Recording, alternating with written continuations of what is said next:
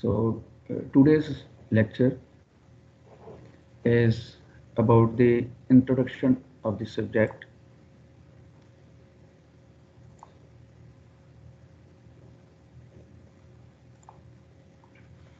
So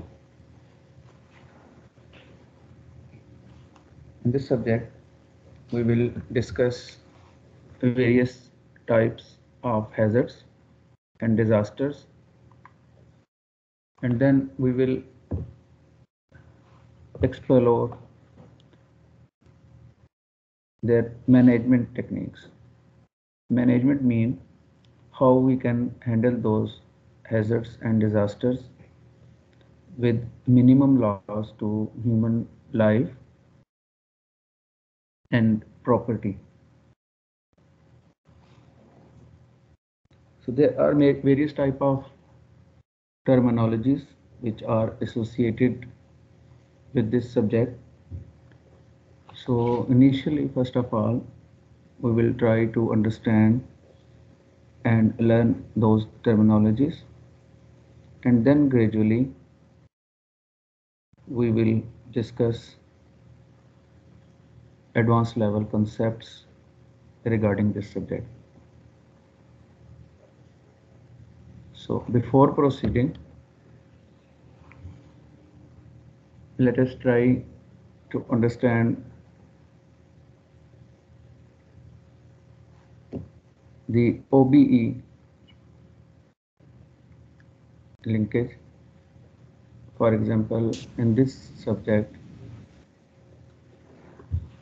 we will try to achieve this C2 and C3 levels on the Bloom's taxonomy. That you should be able to understand this subject, you should be able to understand the concepts, and then you will be able to apply those concepts. Of course, the application of concepts require deep knowledge. So inshallah, you will be able to do this. These are the list of PLOs. So we will have PLO 6, 7 and 11.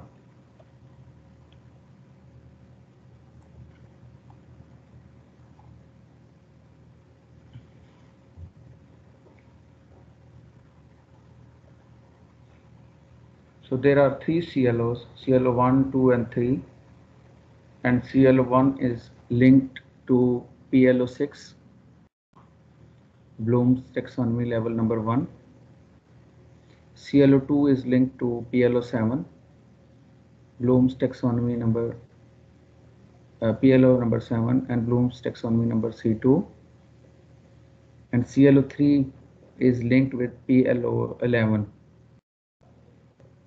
and we will try to reach this Bloom's taxonomy level C3. So as far as marking criteria is concerned, the total weightage of CLO1 is 30%, and we will try to cover it in mid-term exam.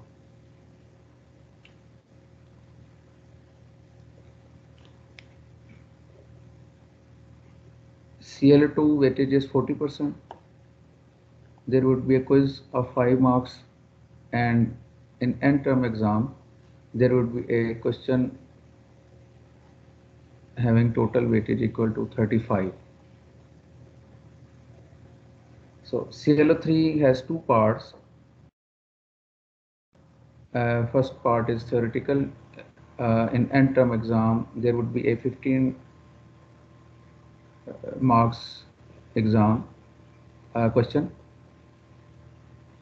and there would be a report having total marks equal to 15. So out of this reports, 10 marks will be awarded for report and 5 marks for the presentation. So I will share and discuss the rubrics for this report I have also shared the rubrics of this report, so you can download these rubrics from Teams. These are few recommended books, but if you find some better books, you can follow it.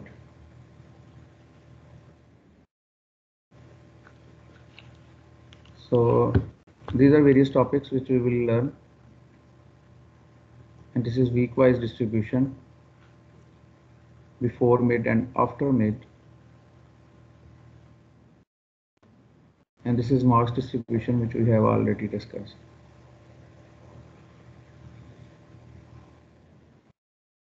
So now let us start our subject, and we will start with the basic definitions. So first of all, let us discuss the word hazard. In Urdu, it is called khatra. It is a natural phenomena or event that may cause physical damage or economic loss, or may threaten human life and well-being if it occurs in an area of human settlement. So anyone who can name hazards,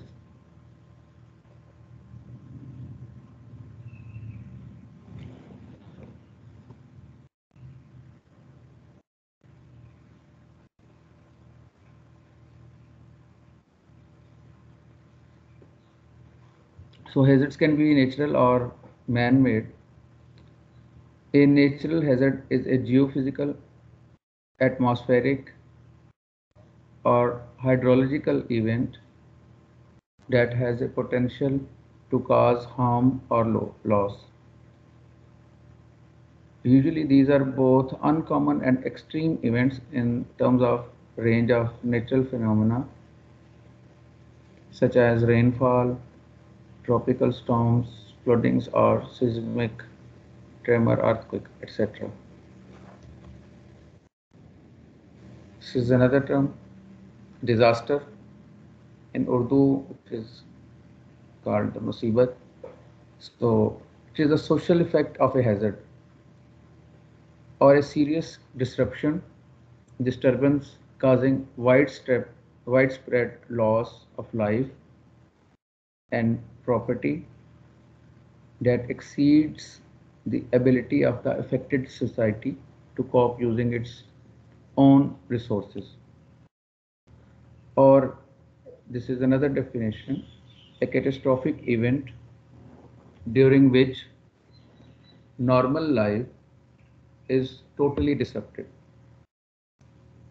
So it is the situation after the hazardous event occurs which had an immense impact on humans and what they value. So there is another definition, a disaster is a non-routine event that exceeds the capacity of the affected area to respond to it in such a way as to save lives, to preserve property, and to maintain the social, ecological, economic, and political stability of the affected region. So just now we have discussed two definitions. If you have any question or if you want to open any discussion regarding these two terminologies, please feel free to start the conversation. So we have discussed these two words, hazard and disaster. Now please carefully read these sentences and try to understand each word.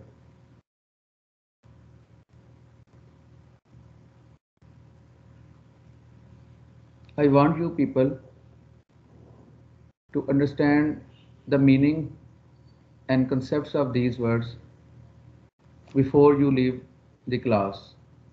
So I'm not in a hurry. Carefully read these words and sentences and try to understand the basic concept.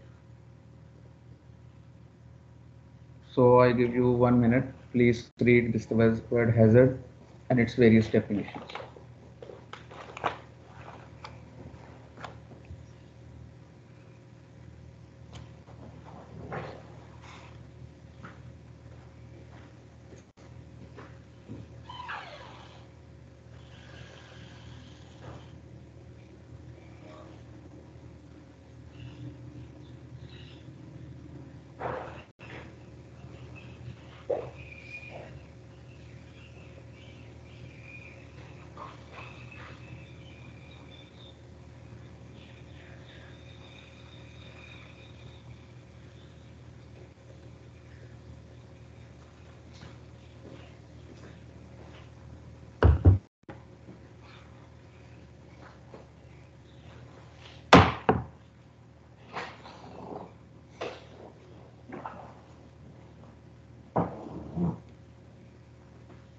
Okay, now let us move to the next slide and read these words carefully and try to understand these sentences.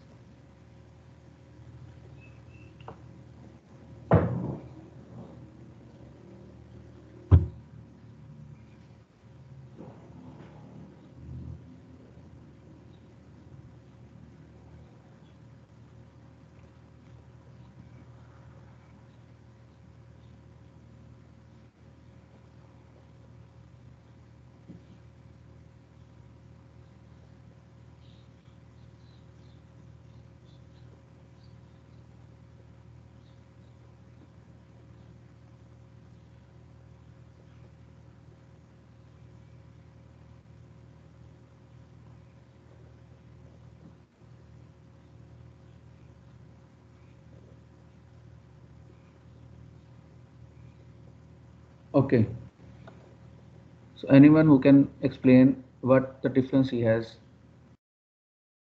understood from these two definitions between these two words, hazards and disaster.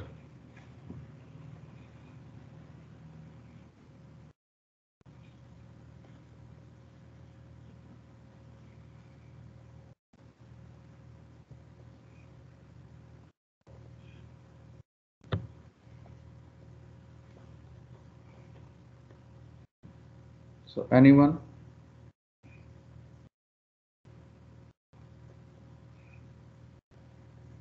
Okay.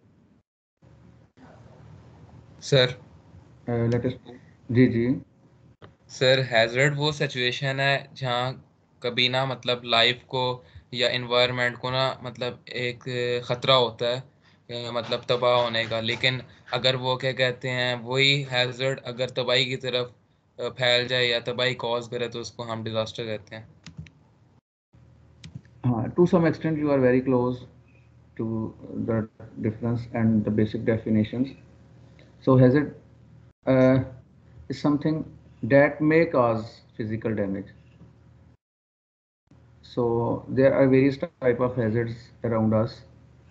Hazards are in our room. Hazards are in our, uh, in our society, in our country. So there could be natural hazards. There could be man-made hazards. There are various type of hazards, but actually these have not yet come. So they may cause physical damage. But as you said, disaster is a situation in which no people are facing the actual, uh, you know, catastrophe. So in short, it is a catastrophic event during which normal life is totally disrupted. So I have, mentioned various type of definitions. So in short, it is an event which has now reached, and now the people are in, in miserable condition. threat has arrived. No people, though actually disruption has arrived. Disturbance is there. And now the situation is that we are not able to manage this situation with our own resources. Okay, good. Anyone else?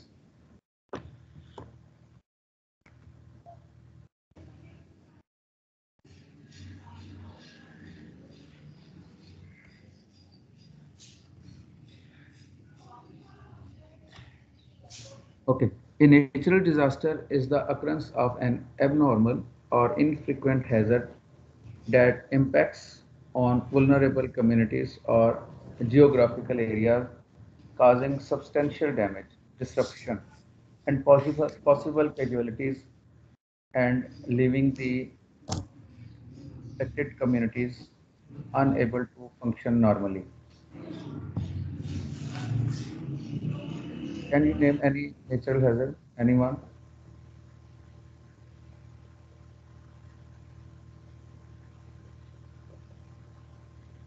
Sir जलजिला सैलाब वगैरह बिल्कुल सही है. Earthquakes, flooding. Kashmir earthquake. Kashmir earthquake is one of the example. Good. मुझे खुशी होगी कि आप लोग ना इस सब्जेक्ट में ऐसे इन्वॉल्व हों. ठीक है, डिस्कशन में हम जाएं. तो बिल्कुल आपकी बात सही है. नेचुरल हैजर्ड में अर्थक्वेक हैं, फ्लडिंग हैं, इसके बाद साइक्लोन्स हैं, सुनामीज हैं.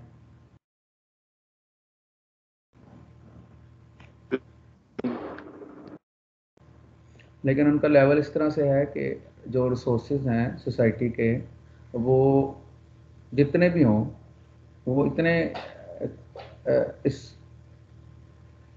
डिज़ास्टर के मैग्नीट्यूड के मुकाबले में इतने कम हैं कि सोसाइटी को ज़रूरत पड़ती है कि बाहर से लोग आएँ और उनको हेल्प आउट करें. तो ये एक it is a big scale event. तो इसमें तकरीबन आप अगर वर्ड्स देखें कि it impacts on vulnerable communities.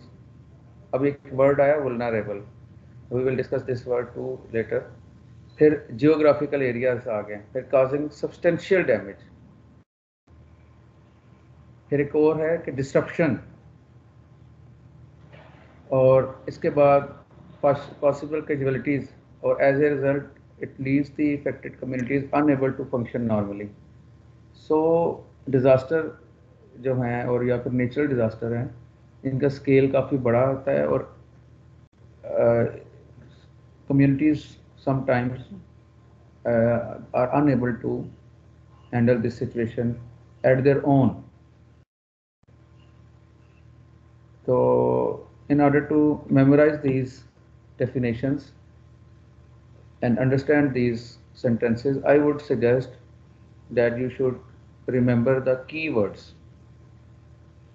Right, okay. There is another word, emergency. So emergency is a phase of disaster during which lives and or livelihood are at risk, and if no action is taken, lives will be lost. So इस emergency का जो word है इसको भी ज़हन में रखें, इसकी definition आपको और concept आपके ज़हन में हो.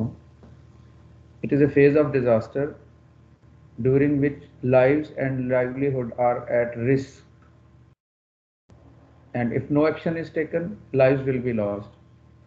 So anyone who can explain with this example?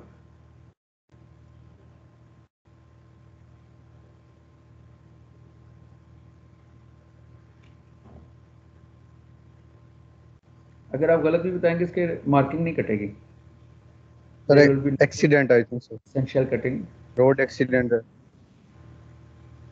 Okay, as far as road accidents are considered, and if you see someone lying on the road with broken legs or with blood around, of course it is an emergency situation and it is necessary to provide medical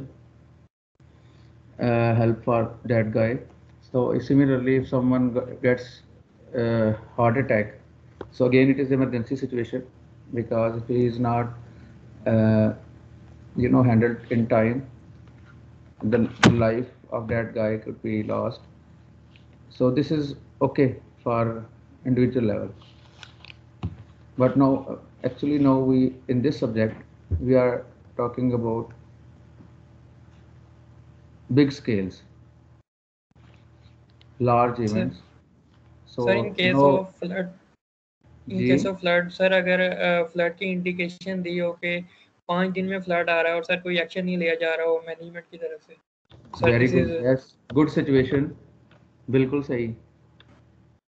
Similarly, if there is an earthquake and if people are not evacuated at time, or if damaged buildings are not properly handled, and entrapped people are not uh, taken out, again the lives would be at risk.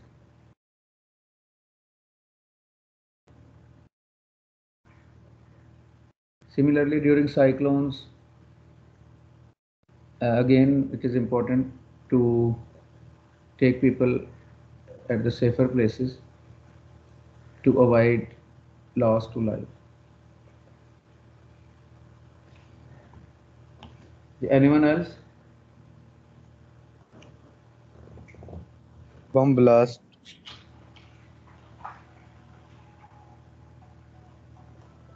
Hello?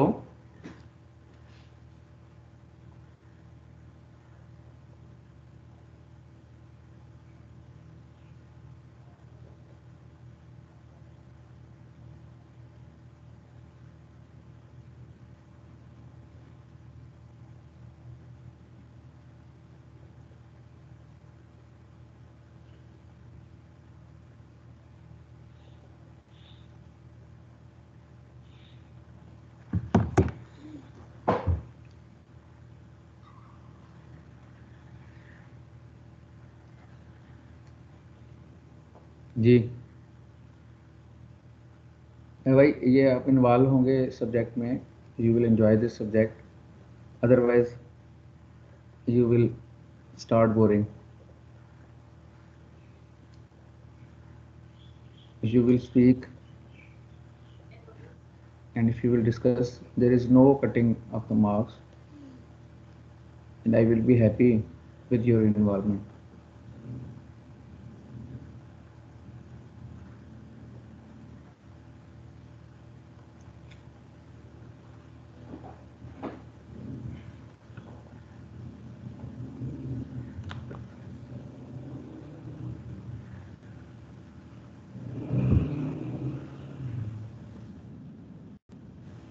Okay, let us discuss another word, a risk. So a risk is a probability or threat of damage, injury, liability, loss, or any other negative occurrence that is caused by external or internal vulnerabilities, and that may be avoided through preemptive action. So the risk of disaster is typically described in terms of probabilities of events occurring within a specified period, for example 5, 10 or 20 years, a specific magnitude or intensity, or a range such as low, medium or high risk. Okay, please read this sentence again, try to understand the concept, and then let us discuss it.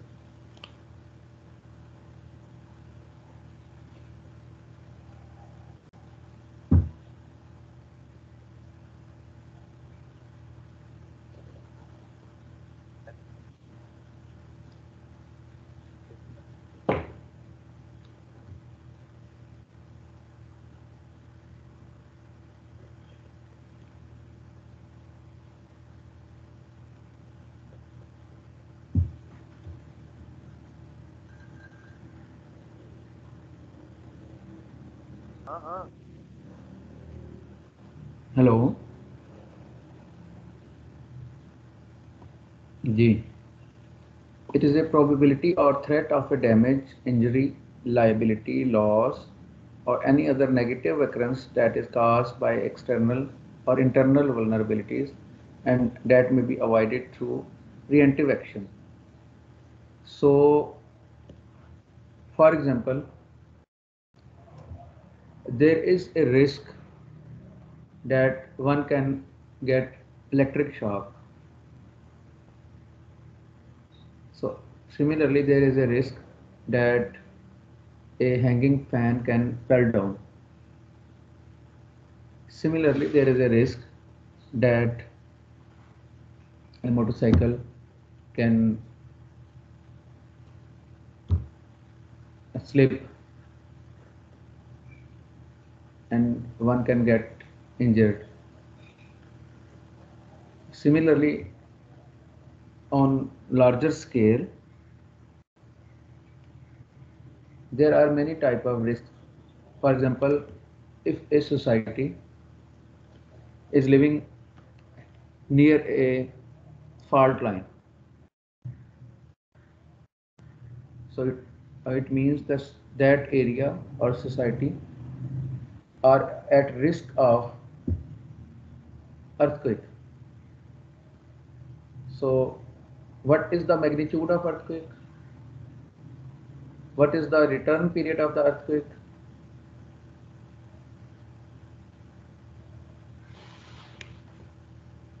So these are the things for which we engineers are interested in finding out the answers to. For example, after proper calculations, engineers or geologists can say that there is a probability of magnitude 6 earthquake in this region, and the return period is say 20 years or 30 years. So generally the risk is explained or described in terms of probability of events occurring within a specified period, 5 years, 10 years, 20 years, or a specific magnitude or intensity. For example, magnitude 6 earthquake, magnitude 7 earthquake, etc.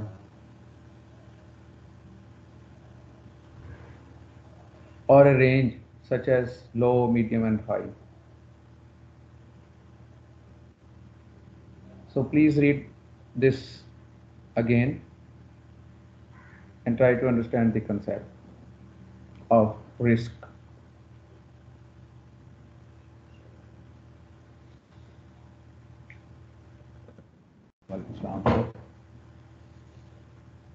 जी जी जी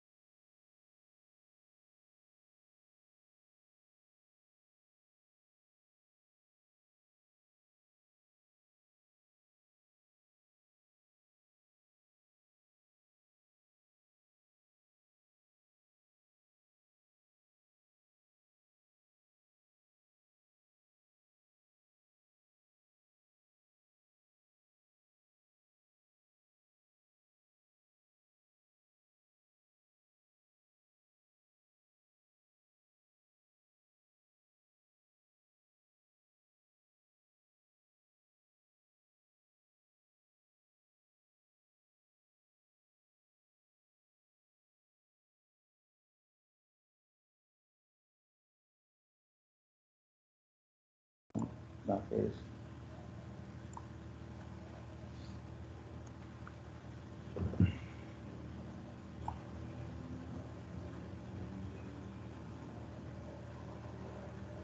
Okay. Anything you want me to clarify about this word risk?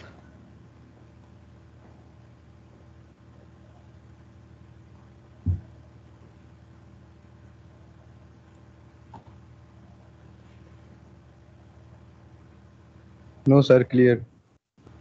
Okay, so there is another word associated with risk, it is risk analysis. So risk analysis is an assessment of likelihood of an accidental release of a hazardous material and the consequences that might occur based on estimated vulnerable zone. So this is not just accidental release of hazardous material. It is actually earthquake, flooding. So risk analysis is performed for any type of uh,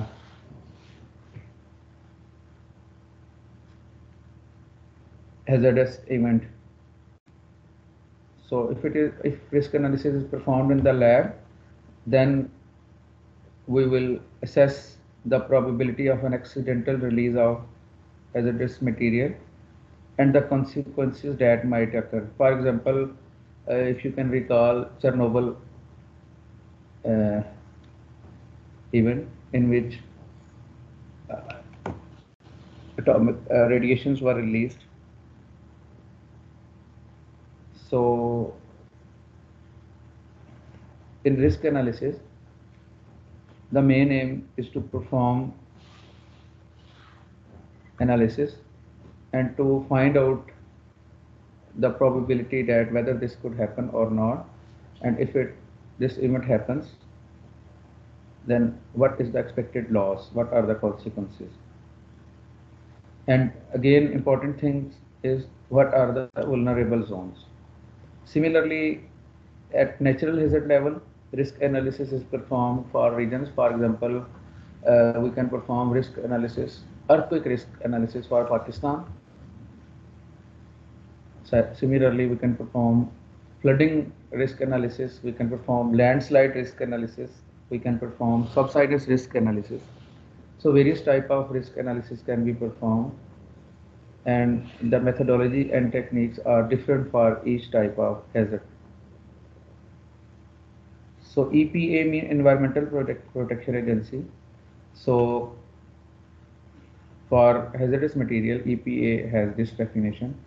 So this definition can be extended to other type of hazards as well.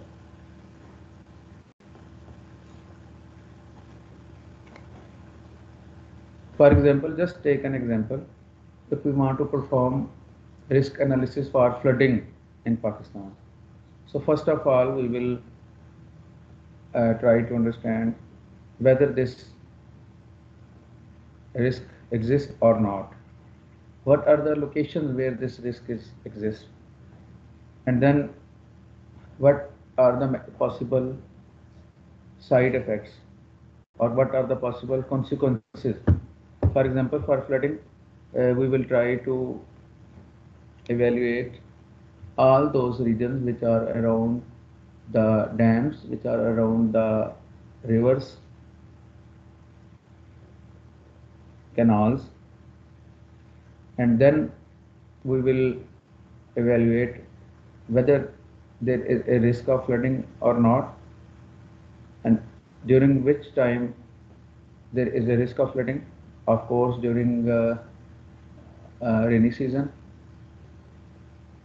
and then what is the maximum consequence. For example, during flooding, consequences would be the damage to the crops and livestock, and then humans, their property. So these are the various consequences that could be the result of a flood.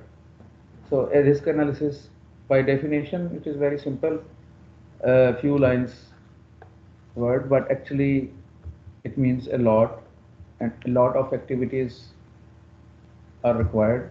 It is a teamwork which performs the risk analysis for any type of hazard.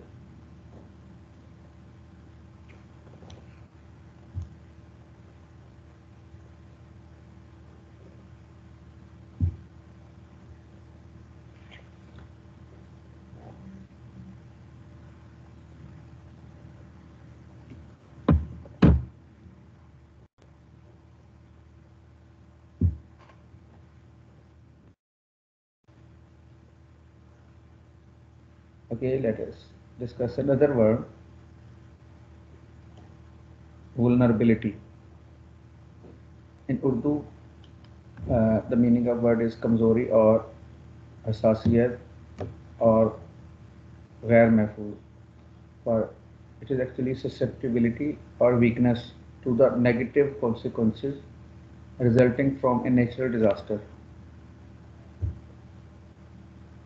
Types of vulnerabilities include physical or material vulnerability.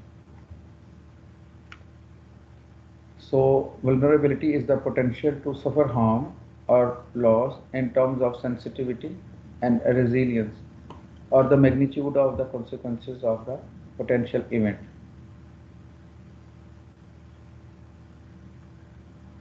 So for hazards, vulnerability analysis is performed. So vulnerability analysis is actually the measure of a community's propensity or tendency to incur the loss. So okay, in order to understand this word vulnerability, if there are 4 types of buildings, one RCC frame structure, another masonry structure, third structure constructed of stone masonry. So if a magnitude earthquake occurs, for example 7 magnitude earthquake occurs, so which building is the most vulnerable to that earthquake? Who will answer? Ji? Stone? Hello, आपकी आवाज clear नहीं. Of course, a stone building constructed with stone masonry or stone rubble masonry is vulnerable to the earthquake. Similarly, if a lightweight structure is constructed near the flood prone areas and the another structure is strong, heavy, then and if it is located at higher level, so it means that weak building or lightweight building is vulnerable to the flooding. Similarly, if a building is constructed at higher altitudes and another building is constructed at lower altitude, so during flooding, the building which is constructed at lower levels is more vulnerable.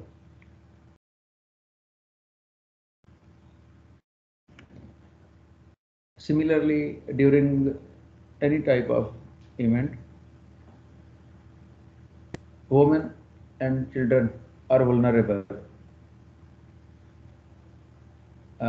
Old age people are also vulnerable because they cannot leave the location or locality at their own, or sometimes they need additional help to evacuate areas which are under threat. So again, please read these definitions carefully. Try to grab the concept.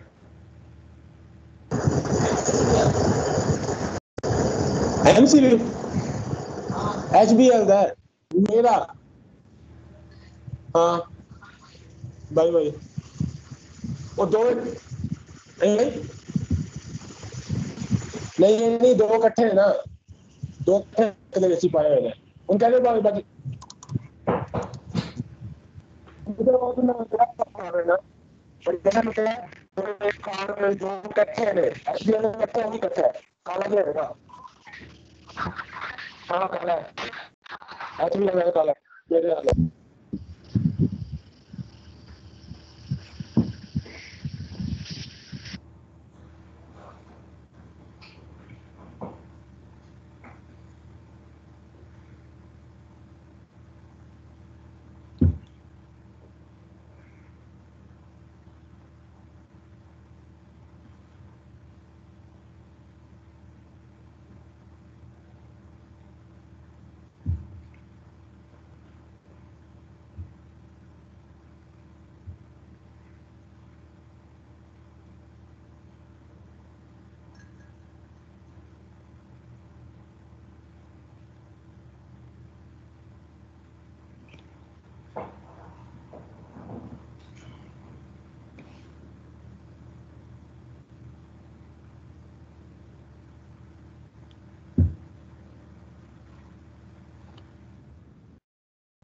Okay, preparedness. So this term describes the state of readiness to face a hazardous situation. For example, if you are in lab, are you properly dressed? For example, helmets, goggles, safety shoes, etc., etc.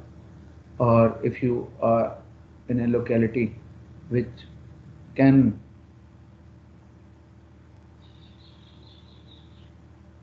be which is at risk of any type of earthquake. So whether that society is ready to face the earthquake. For example, are their buildings safe? Do they have suitable tools, instruments, medical equipment, and machinery to cope with earthquakes? And similarly, if a society is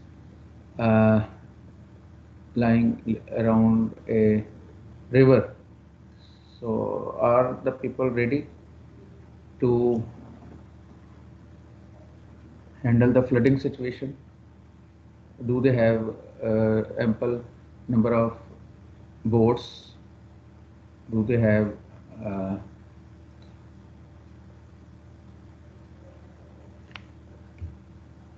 medical equipment and medical team to handle the situation? So it is a general term that actually describes the readiness to face a hazardous situation. This is another term which is mitigation. It is actually lessening or easing before, during, and after a hazard of the dire consequences that can result. So we cannot avoid hazards. For example, as far as natural events are concerned, we can't avoid earthquake, flooding. We can prepare for them, but we can also prepare ourselves to mitigate the effects of the flooding. We can also, for example, we can form different type of activities to mitigate the dire consequences. So anyone who can explain what actions should be taken to mitigate flooding? Anyone? Sir dam बना लें Yes. अच्छा okay dam बना लें और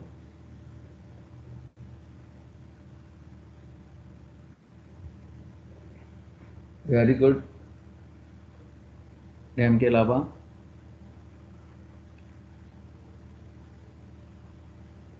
river training works हैं जिसमें दरिया के इर्द गिर्द बंद बना देते हैं लोग ताकि लोगों को इतना टाइम मिल जाए इवैक्यूएट होने के लिए डाइक और एम्बैंकमेंट वगैरह वगैरह जी सर ये डाइक वगैरह एम्बैंकमेंट वगैरह रिवर्स के हाँ गिर्द और ये सारा बिल्कुल इनको रिवर ट्रेनिंग बस कहते हैं, जो बाज़ ना इसके लिए सवाल होते हैं।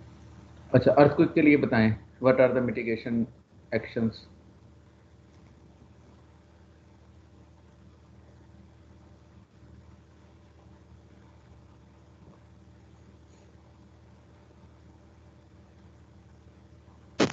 सर रीइंफोर्समेंट अच्छी है सर। हाँ, बिल्डिंग स्ट्रांग बनाए।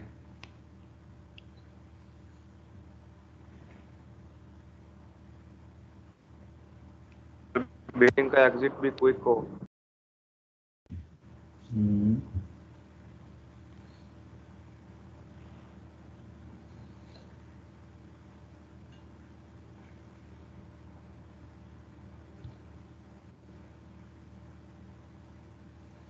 ये वो सारे आंसर्स हैं जिसका जवाब हम लोगों ने ढूंढना है मिलके ड्यूरिंग दिस कोर्स।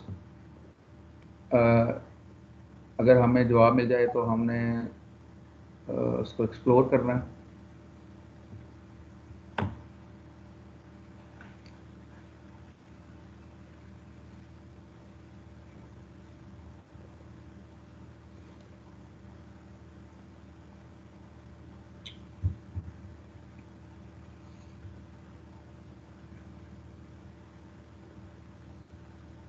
भाई आप लोग इसमें एक्सपेक्ट सर कि आप लोग इसमें एक्टिवली इन्वॉल्व हों।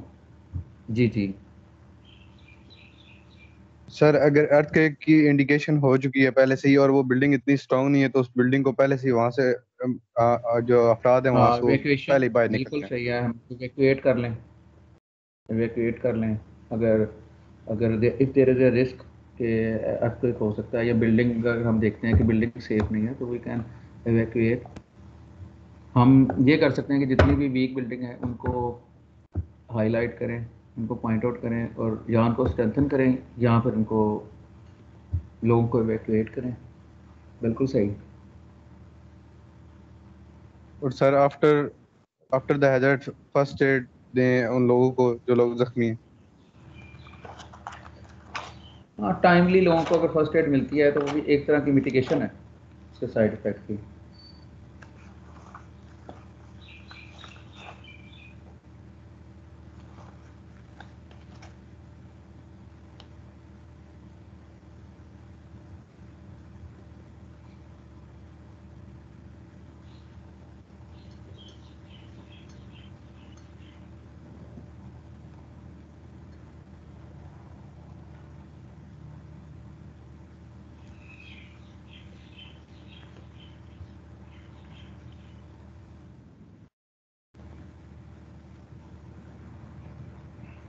Okay, now let us discuss the disaster cycle. So disaster cycle, it is a way of conceptualize the disasters as an event with three distinct phases: before the disaster, during the disaster, and after the disaster. So at this stage, before the disaster, if we know there is a risk, so how we would know that there is a risk? We would perform a risk analysis. Then we will perform vulnerability analysis. Vulnerability means weaknesses, people, locations, societies, buildings, which are vulnerable to a particular type of hazard. So before the earthquake, if we know the risk, we can perform vulnerability analysis, and then we can start these two activities: preparedness and mitigation. So what in mitigation and preparedness, there are more activities which are connected or linked with these two things. For example, training. So today, after introducing this subject, what we are doing, we are actually educating the community which can in future handle these situations. You people are engineers, civil engineers. You can, in your own capacity, you can design buildings to handle these hazards like earthquakes, cyclones, or flooding, or etc. On the other hand, if any one of you is selected in government organizations like TMAs, NDMA, National Disaster Management Authority, PDMA, Provincial Disaster Management Authorities, or in other departments, you can play your own role. So we are training you people in advance. So before the disaster, we are preparing and taking measures to mitigate the effects. So during the disaster, the important activity is the response. So what response you people expect during if earthquake disaster? Anyone?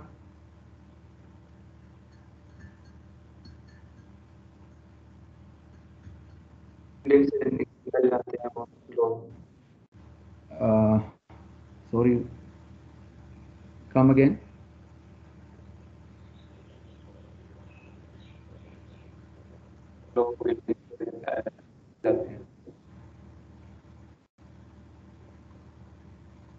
So what type of response do you people expect during an earthquake?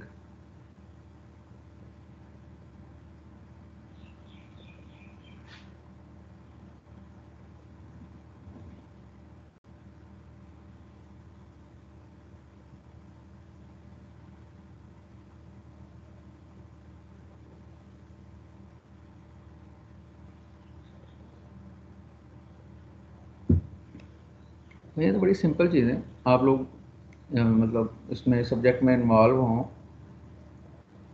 I would be very happy to listen you people here on Teams.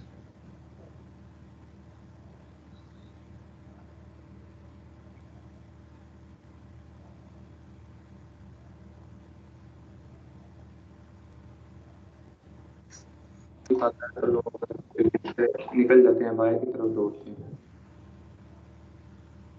आपकी आवाज़ clear नहीं है, आप दोबारा बताएं.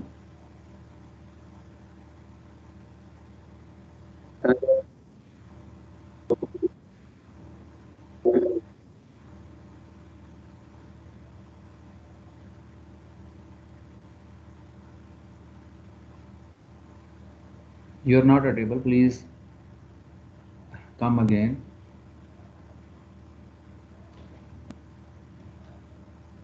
Sir, he is saying that people may leave the building. I think so. People also sat down on the ground. Right. This is a response at individual level. Then what response do you expect from government agencies or the departments like Rescue 1122 or similar departments, from police, for example, from hospitals?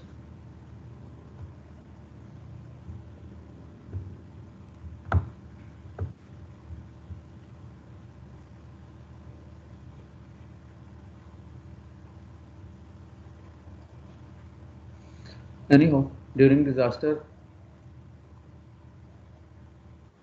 response is important. Proper and timely response can save life and property. So after the disaster, the third stage is the stage where we start rehabilitation and reconstruction activities. For example, rehabilitation can be for the buildings, if the buildings are damaged or if the buildings are fallen, then we can start rehabilitation or reconstruction activity. Similarly, and for individual peoples, there are many rehabilitation activities.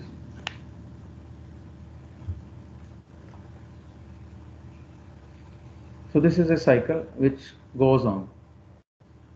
Before the hazard, we start preparing. During the hazard, we respond, and after the hazard, we start rehabilitation and reconstruction work. So, just for example, take the example of Kashmir earthquake. In fact, people were not prepared before that hazard. So people have to suffer gigantic loss.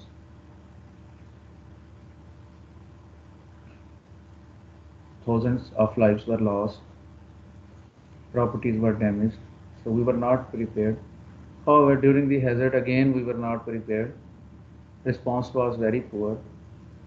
People felt after I think 24 hours that there is something happening there is something that has happened to the people there in Kashmir, and due to many reasons, especially due to weak communication. And after the hazard, we handled it in little bit better way, because people funded, many governments from abroad funded the government of Pakistan, and rehabilitation and reconstruction work started. After earthquake, lot of schools were constructed. Construction methodologies changed. So new hospitals were built. So now the question is that, are we prepared for the next cycle? So the people from Kashmir can tell us in a much better way. Anyone from Bagh, Kashmir region? Rawalakot?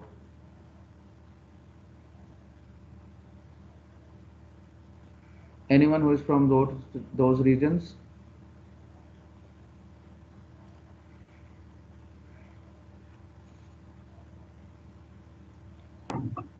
Yes, sir. So can you comment on this? Sir, no, we are not prepared. Yes, sir. अभी क्या क्योंकि situation buildings है जो है poor condition है ये उनकी. आपके रीजन में क्या सिचुएशन है? आर यू तो पीपल उस तरह नहीं प्रिपेयर्ड? prepared, जैसे मेंटली भी और बिल्डिंग स्ट्रक्चर के अगर हम बोल रहे हैं तो उस लिहाज से भी नहीं प्रिपेयर हम लोग. No, you people are still not prepared. आपका ख्याल है? What should we do? Do you have any idea? तो एटलीस्ट बिल्डिंग को स्ट्रांग बनाना चाहिए. Right. Yes sir. उसके अलावा यहाँ पे तो पैसे बचाने के लिए जो अच्छा मटेरियल नहीं यूज करते, बड़े बड़े प्लाजाज बना देते हैं. Right.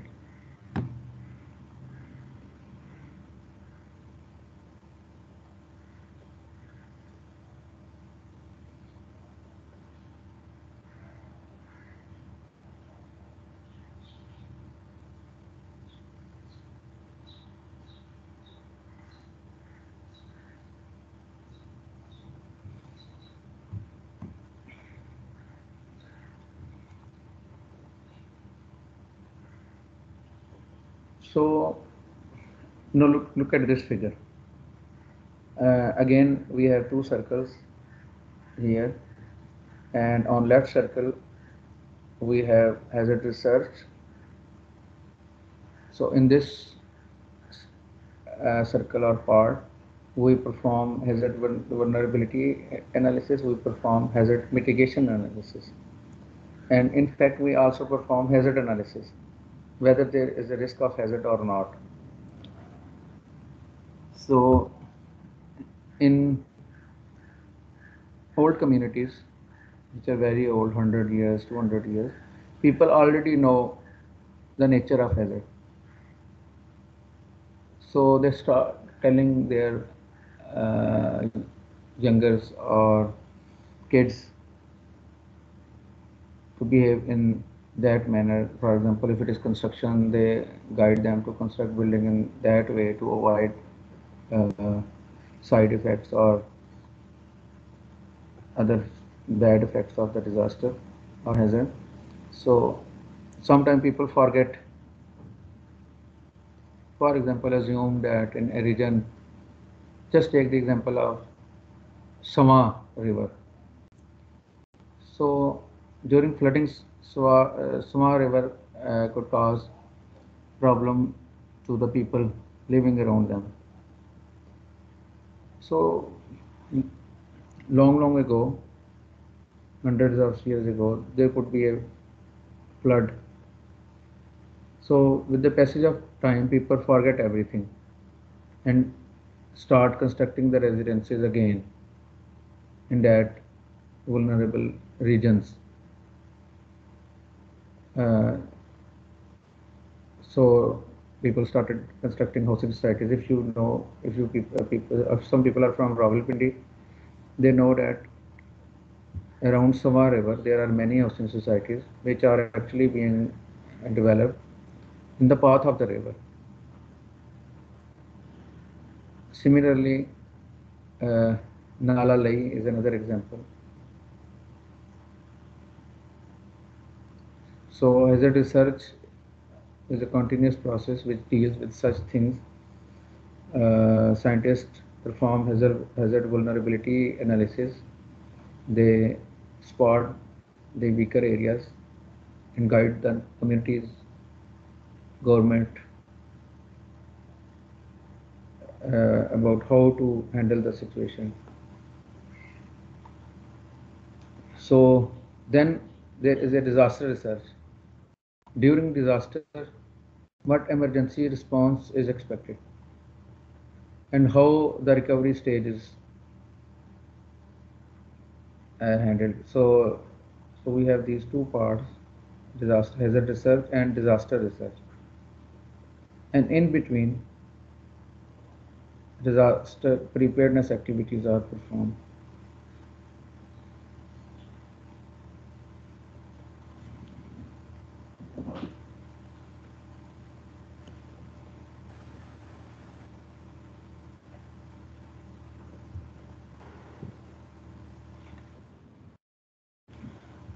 Okay, another terminology which is called accident.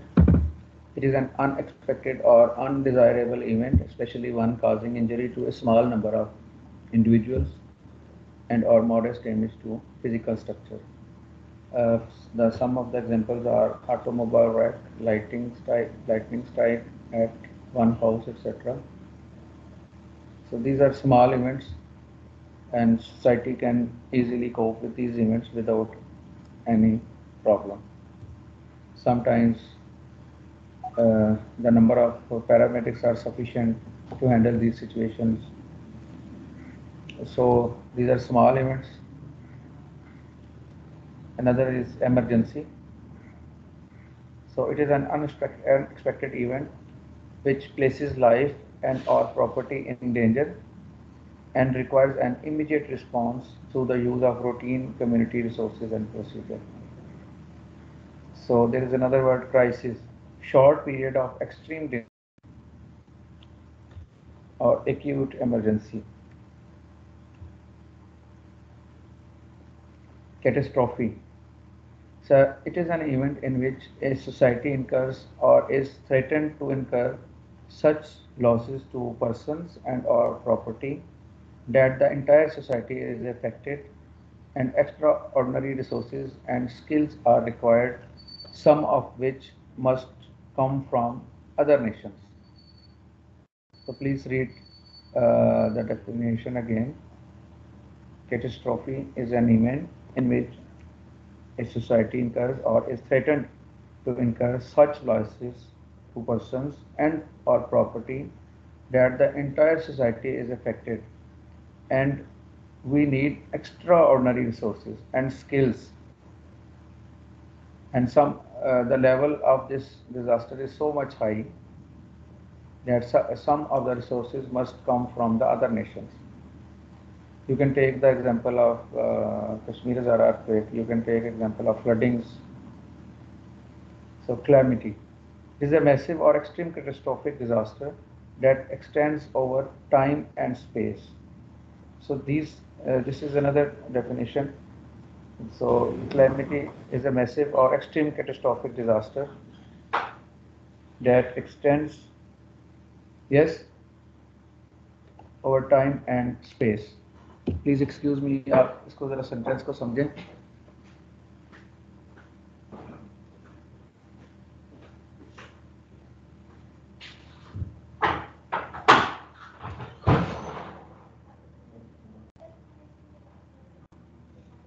बस क्लास है तो 11 के बाद।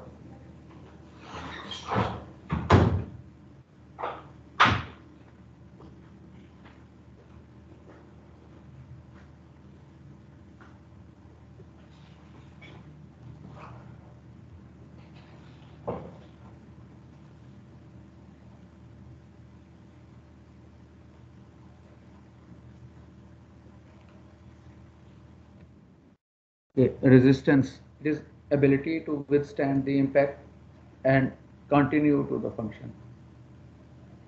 Resilience, it is ability to recover, ranging in degree from simply achieving stability at any level of functioning to recovering the full range of resources and positive momentum that existed prior to the event. So please read down these sentences and try to memorize these sentences.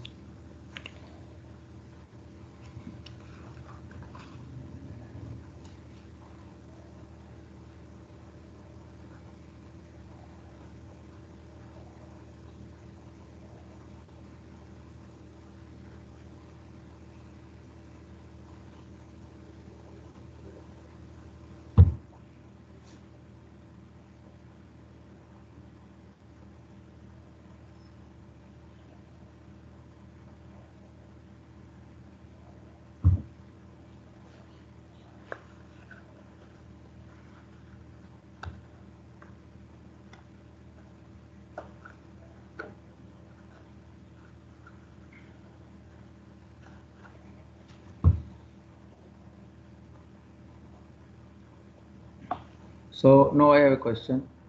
Were people in Rawalakot resilient to the earthquake?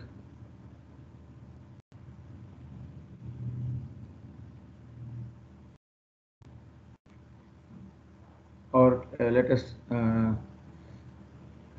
look at this at another way. Was there any resilience in the community in Rawalakot or Bagh region after the earthquake?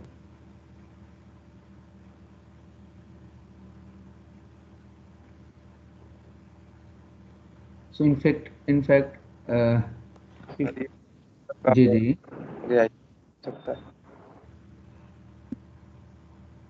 जी आपकी आवाज clear नहीं।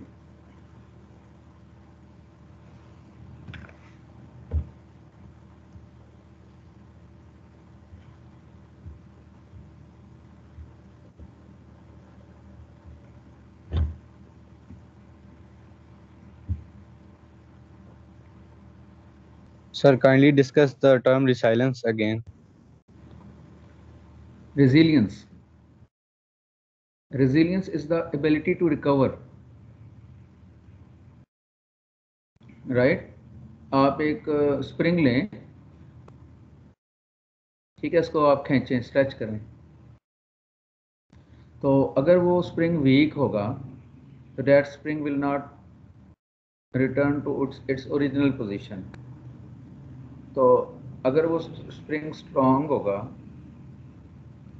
तो of course that spring will return to its original position. So this is the resilience. So during any event, if people are disturbed, if resources are destroyed, then the question is that whether that society is resilient to that event or not. So if not, we have yes. If yes, it is okay, we have to improve it. So this is the resilience. So by definition, it is ability to recover ranging in degree from simply achieving the stability at any level of functioning to recovering the full range of resources and positive momentum that existed prior to the event.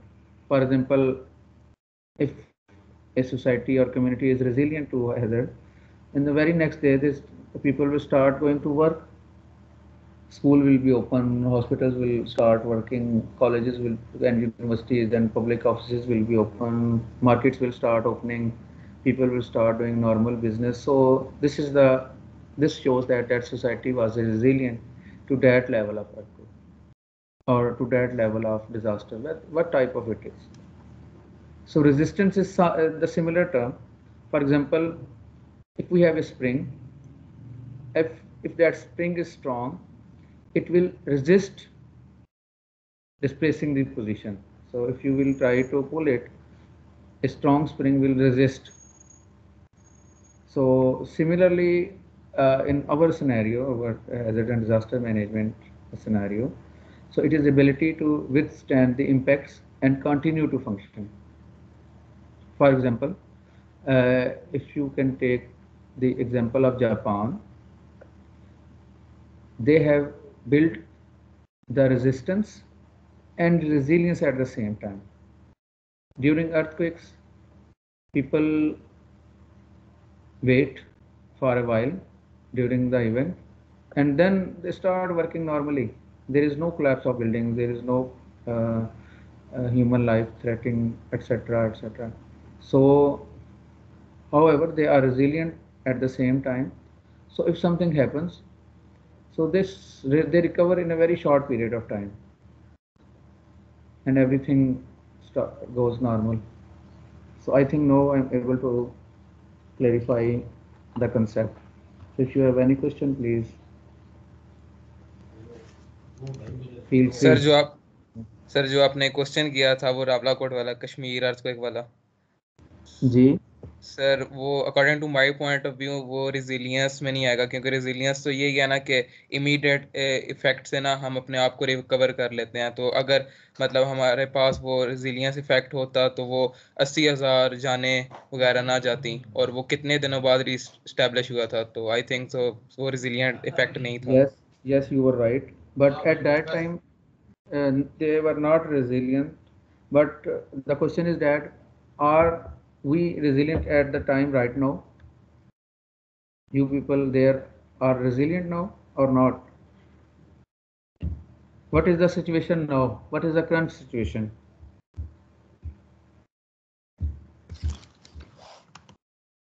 Sir मेरे ख्याल में से तो अभी भी resilient नहीं है, क्योंकि हमारे पास इतनी टेक्नोलॉजी और हमारे पास इतने रिसोर्सेज ही नहीं है कि हम हैजर्ड्स और डिजास्टर्स और कोई भी ऐसी अनहेक्टिक से या कोई मतलब मामला आ जाए तो हम उसको रिकवर कर सकें।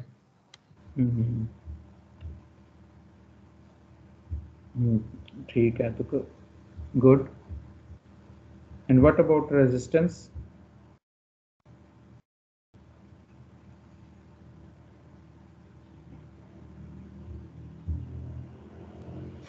सर रेजिस्टेंस भी आई थिंक सो नहीं है। ये तो अब डिपेंड करता है कि डिज़ास्टर किस मैग्नीट्यूड का है या किस तरह का। अगर मतलब थोड़ा सा है तो वो तो मतलब हमारी नेशन में या मतलब हमारे कंट्री में मतलब थोड़े बहुत वसाइल हैं कि हम मतलब ना विद स्टैंड कर सकें और दोबारा रोज़मर्रा की ज़िंदगी पे आ सके। अगर बड़े लेवल का होगा तो सर आई थिंक सो मतलब नहीं, हम रेजिस्टेंस भी नहीं रखते और ना ही रिजिलियंस। इसकी क्या रीज़न है आपके ज़हन में है? Do you have any reason for this? Sir सबसे पहले तो इकोनॉमी डाउनफॉल, सर इकोनॉमी ही नहीं है। हाँ, गुड, वेरी उसके गुड। बाद सर तो सर अगर हमारे पास मुल्क चलाने के लिए सर इतने रिसोर्सेज नहीं है तो हम ये जो है मतलब टेक्नोलॉजी और ये सर जो हैं चीज़ें सर उन पे हम क्या फोकस करें? सर आजकल तो हालात सारों के सामने हैं सर। मुल्क चलाना मुश्किल हो रहा है, टेक्नोलॉजी की रेस में कहाँ सर हम आगे जा सकते हैं? राइट, ठीक ठीक, okay. So now this table shows the comparison of event magnitude. So we have now discussed the definition of accidents, crises, emergencies, disasters, and calamities or catastrophes. So in case of accidents, injuries are few, crises are many, and disasters are scores, and calamities are hundreds and thousands of times.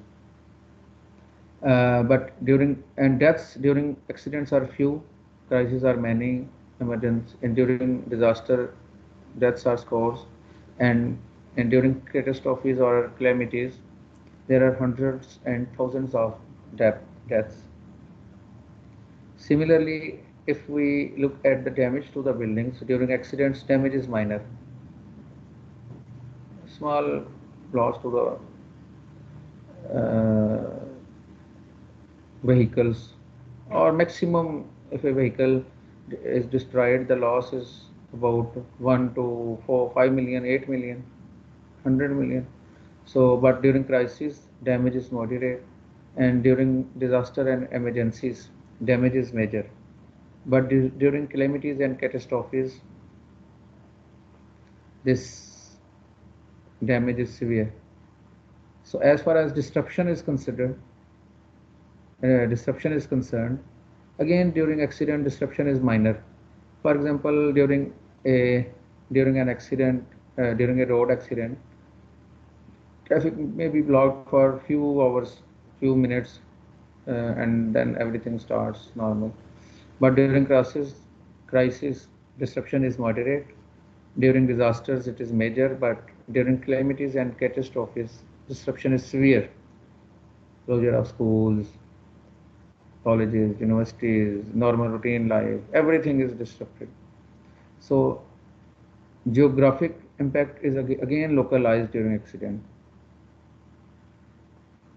But in crisis, it is dispersed.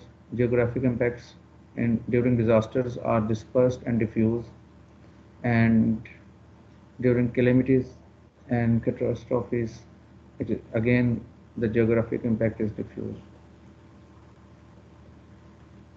So during accident, availability of resources is abundant.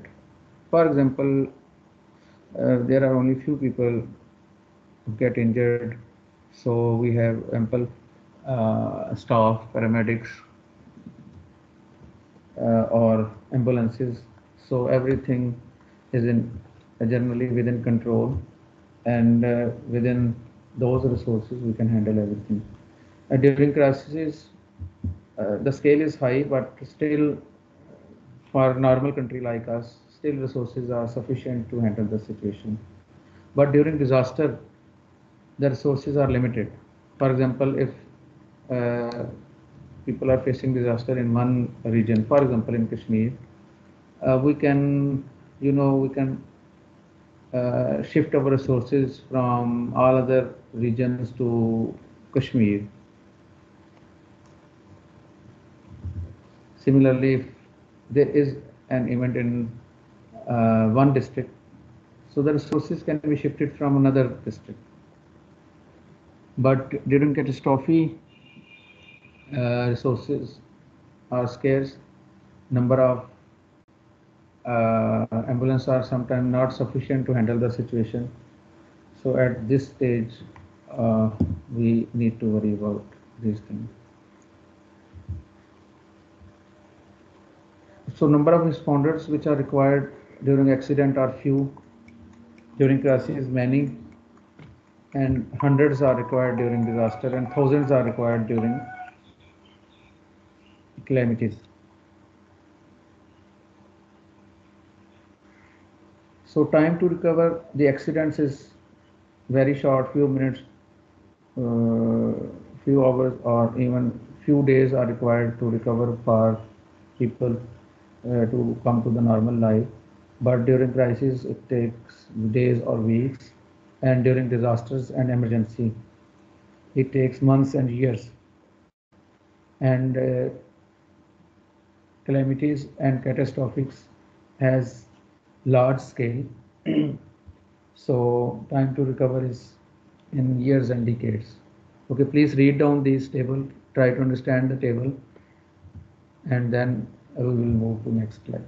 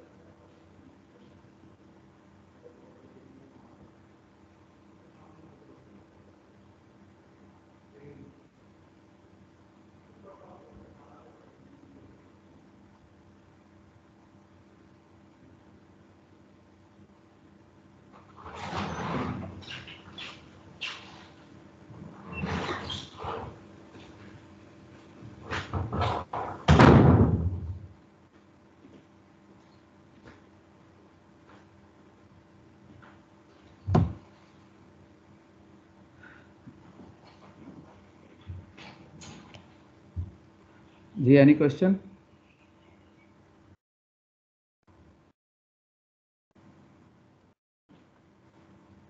No sir, clear है। Okay, let us move towards advanced terminologies, concepts. So we have already discussed the definition of hazard. So there are various agencies, for example, FEMA, Federal Emergency Management Agency, it is American's agency. So they have defined hazard in different way. For example, according to this, hazard refers to a potential harm which threatens our social, economic, and natural capital on a community, region, or country scale. So try to understand the scale is community, region, or country, not localized city or small thing. So it is a potential harm. Hazard is a potential harm. Sometimes we can predict them, we can highlight them, and sometimes we don't know. Scientists working in this field are always trying to find new hazards. For example, scientists are now working what would happen if a meteorite collides with the Earth. So what can we do? So now the level is different because although we are now at higher scientific level and we have now much more resources and technology to handle or at least predict various type of hazards. So we know almost maximum number of hazards here on the Earth, from earthquake, from flooding, I mean from natural hazards to man-made hazards, etc. So according to FEMA, it is an event or physical condition that have the potential to cause fatalities, injuries, property damage, infrastructure damage, agricultural losses, damage to the environment, interruption of the business or other type of harm or losses.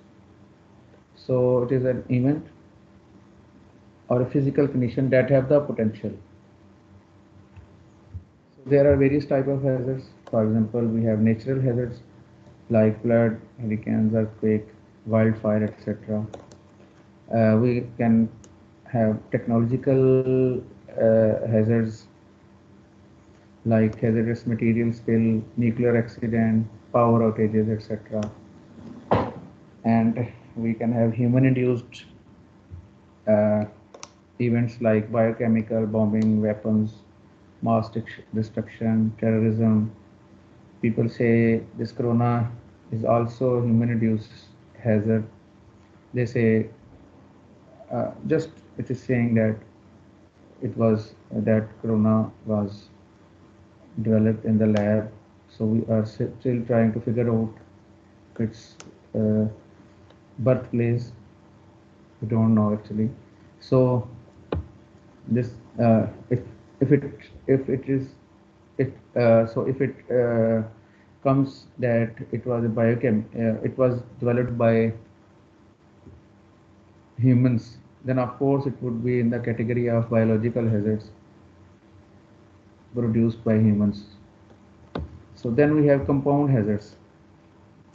So these are the hazards that result from a combination of the above hazard types, such as urban fires resulting from earthquake, failures of dams or levees resulting from flooding, or landslides resulting from wildfires and heavy rains.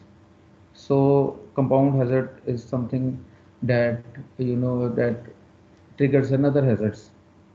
So when there is an earthquake, of course there could be landslides, there could be a dam failure, and that dam failure could cause flooding. So these compound, all these type of hazards that trigger another hazards are called compound hazard.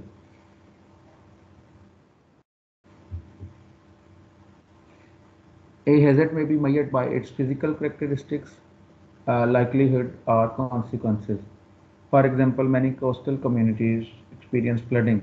So in this case, water from heavy rains, levee breach, or dam break would be the source of the hazard. And the likelihood could be considered a low risk or not likely. It could be a medium risk or one that has high likelihood of occurring. A hazard has the potential to cause fatalities, injuries, property damage, infrastructure or agricultural loss, damage to the environment, interruption of the business or other type of harm.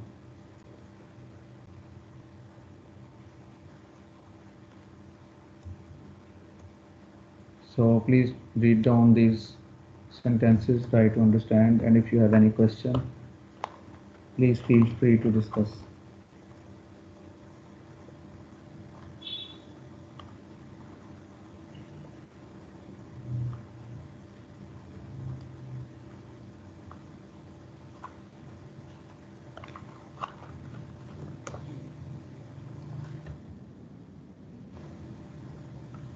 So there is one question. Today, not as a Pakistani nation, just as human beings, we are more resourceful than past. And question is that why disasters are causing more losses? So this is the question, and who will answer this question? Anyone?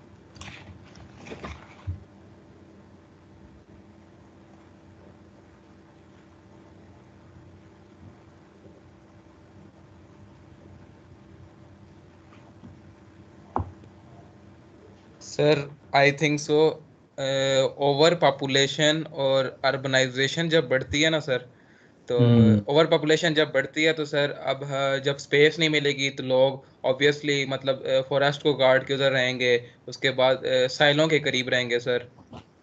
तो जब population बढ़ेगी, अब obviously जब साइल के करीब रहेंगे तो वहाँ पर कोई टॉर्नेडो वगैरह या सुनामी वगैरह आएगी तो वो डिजास्टर उन लोगों पे ही मतलब इफेक्ट करेगा ना, तो इस वजह से I think so over population is a main cause. Very good. Overpopulation is one of the reasons. Very good. Achha, okay.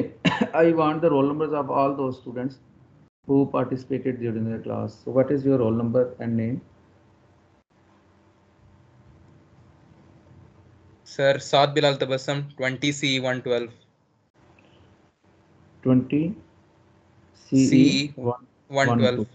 Okay, may I have the roll numbers of other students who participated, who spoke during the class? I want to, record those students, and inshallah I will mark them. Sir Abdullah, 20 CE 59. 20 CE 59. Abdullah.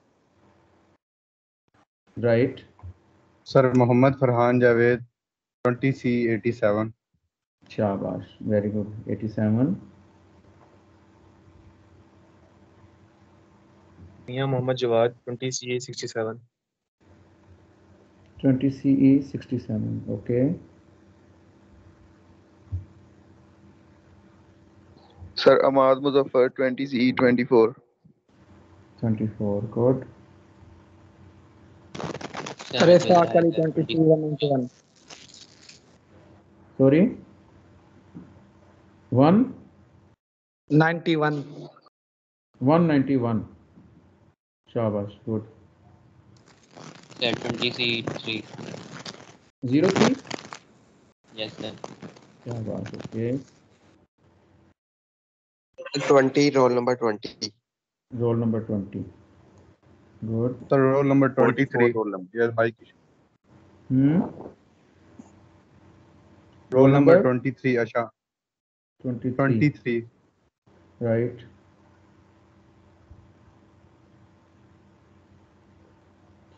Sir, 20 CE 91. 91. Okay, I would be very pleased if you would, could, participate during the class. Share your point of view, because this is actually not a mathematical subject. It's a sort of theoretical subject, but it needs your thinking, your input. So, inshallah, I will mark those students who participated in the class. Okay, these are the answers. First answer is population growth, and problem is that this is occurring in high hazard areas. Just take the example of Japan. Second is marginalized land is being developed, making us more susceptible to hazard impacts. Third is larger concentrated populations in unurbanized areas increase the potential for human and property loss.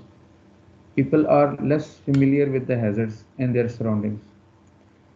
Growth may not be ecological, sustainable. More buildings and infrastructure may be damaged if an event occurs. People are not impacted by hazards equally. Economic disparities causes large number of impoverished people to be at risk. So simply it means that hazard affects people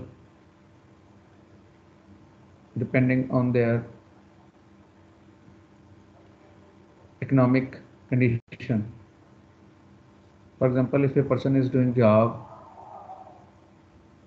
and during disaster his jobs is affected, he loses his job. But on the other hand, if someone is rich person, if his business is spread over the larger areas or countries, so he will be less affected. Similarly, poor women, children, or elderly people are affected more as compared to other people. Similarly, the people who are already sick, of course, they will find it difficult to get their medicine. For chronic diseases, if there is a medicine shortage, of course those people would be affected more. So people are not equally affected. Fifth point is immense potential for loss as sea level rises, weather and climate patterns will change. Sixth point is political unrest that can directly cause loss. For example, civil war and or make a region more susceptible to hazard impact due to lack of preparedness and or inability to cope.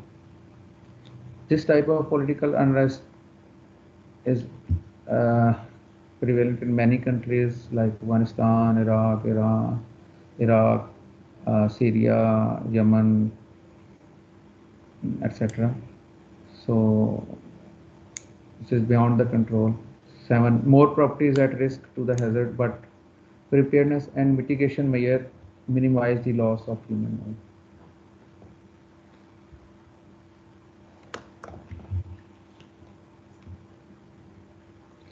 So there are many perspectives on hazard analysis that vary from FEMA's approach of knowing what could happen, the likelihood of it, and having some idea of magnitude of the problem that could arise.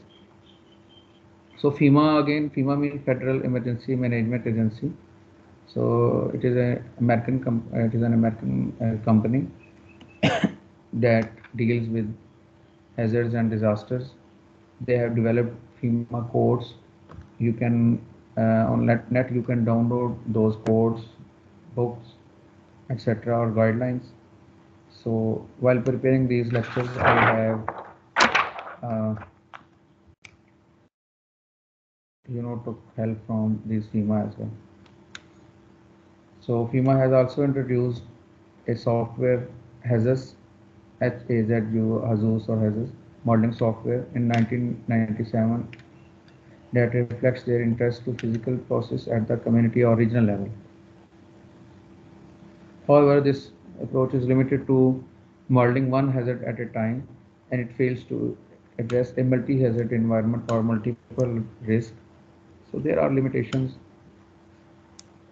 So there is another agency, EPA, Environmental Protection Agency, along with the 14 other federal agencies.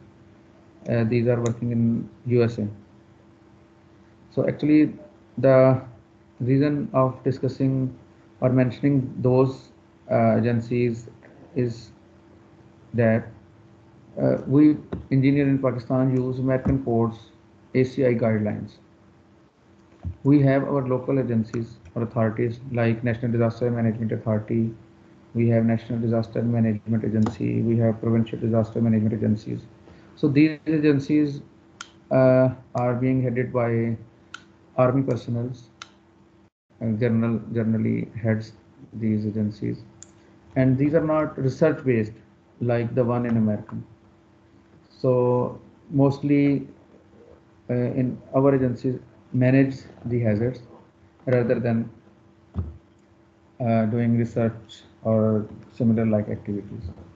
So if university is open, I will try my best with the help of your reps to arrange a visit to NDMA in Islamabad, inshallah. So they have a very good library, although, but in fact, all the funding they have, they use for it is consumed by forces, and I think there is no research. However, these agencies publish guidelines for the people, and most of the time these guidelines are actually Urdu translation of FEMA guidelines or other international agencies guidelines. So if you want to learn more about FEMA or NDMA, you can visit their website. NDMA has their own website. So on their website you can find many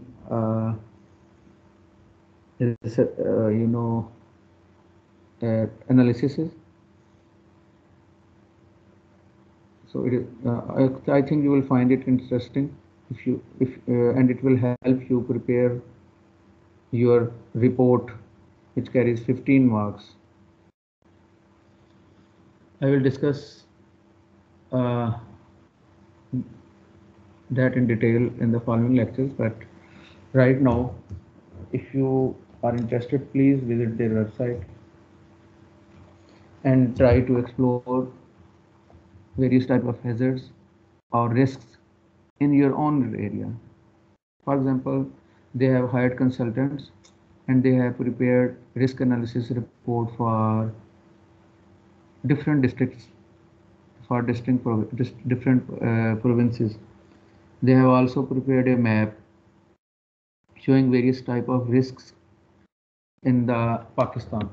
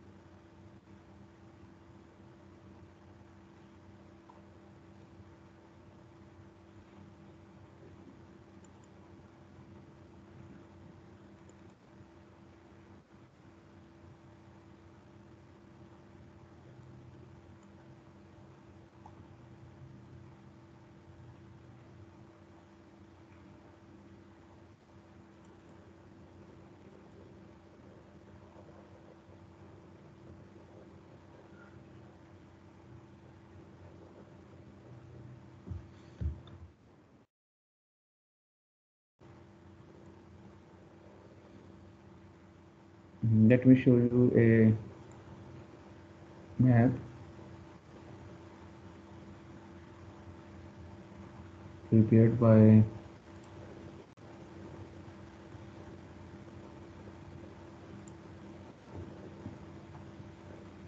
NDMA.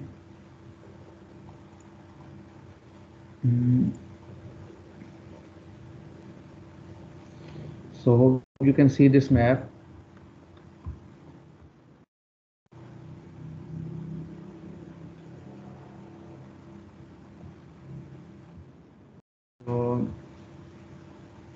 So depending on the district, this map has been prepared for various type of hazards.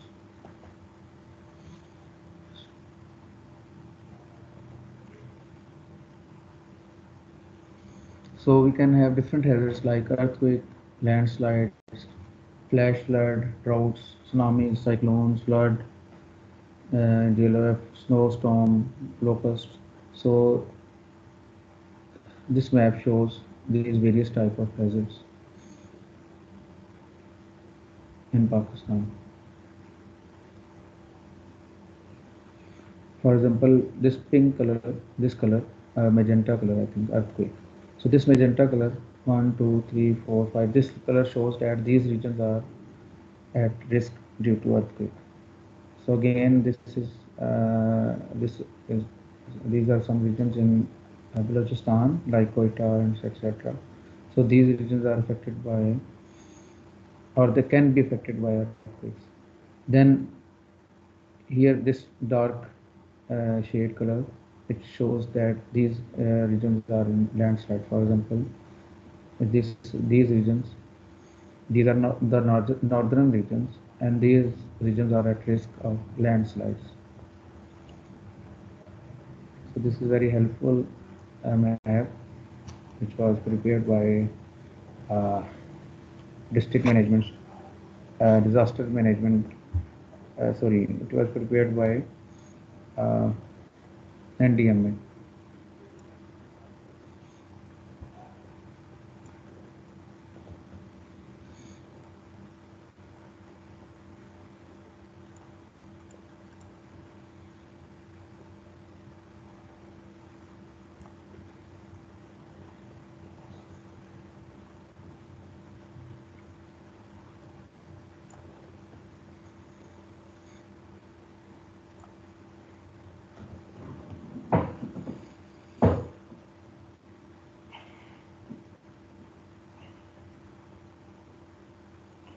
So there is another common approach which was developed by National Response Team (NRT), and this approach uses a process format in providing communities with a broad understanding of hazards and risks, and it defines hazard analysis as three-step process. So it is again US Environmental Protection Agency hazard analysis process. So first step is the hazard identification. Second step is vulnerability analysis, and third step is risk analysis. So this step answers the first question, whether there is a hazard in the region or not. So in this stage or in this step, we identify the hazard, we identify the locations. So if there are man-made, human-induced hazards, then if there is a risk of chemicals, then what is the quantity of chemical, etc., and what is the nature of the hazard. So this is the first step. Please try to understand all these points and try to memorize.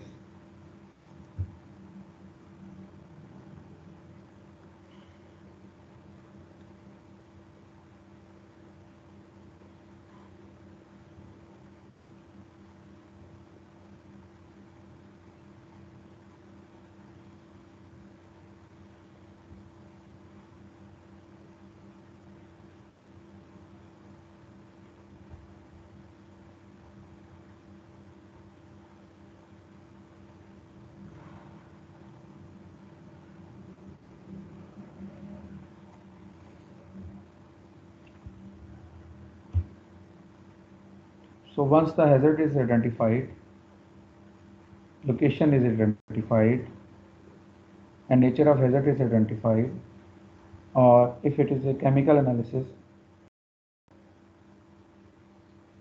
sorry, if it is a human-induced hazard or industrial hazard, and if quantity of chemical is identified, then we can move to the next step.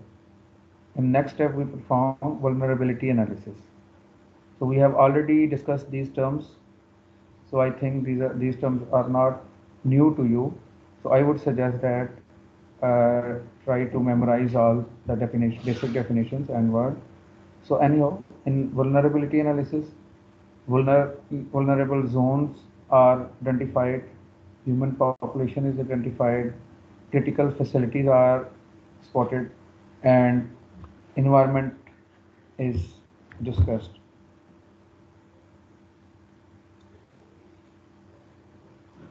Anyone who can recall the Beirut explosion? So that explosion was due to burning of nitrate, ammonium nitrate, and blast was devastating and it killed many people.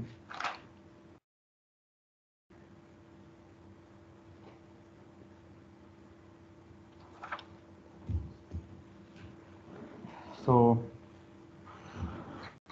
in vulnerability analysis, once the vulnerability zones are identified, human population is determined, critical facilities are noted, and environment is studied. The next step is to perform risk analysis.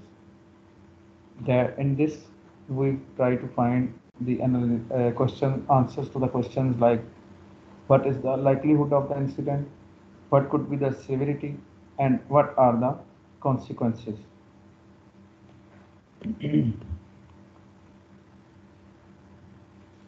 So these type of analysis can be performed for any type of hazard. For example, earthquake, flooding, cyclones, landslide, and based on scientific knowledge, all these questions to all these answers are found, and then strategies or policies are developed to minimize the risk.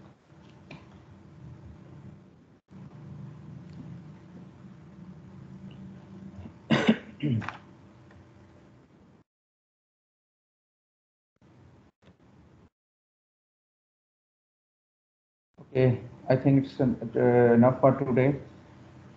Next week, we will discuss these things in detail. So I would suggest that please read these definitions carefully. If possible, try to memorize them. Try to write down them. These are important from exam point of view, as well as for your future growth. So if you have any question, I will wait for 5 minutes, and then we can, you can enjoy next class.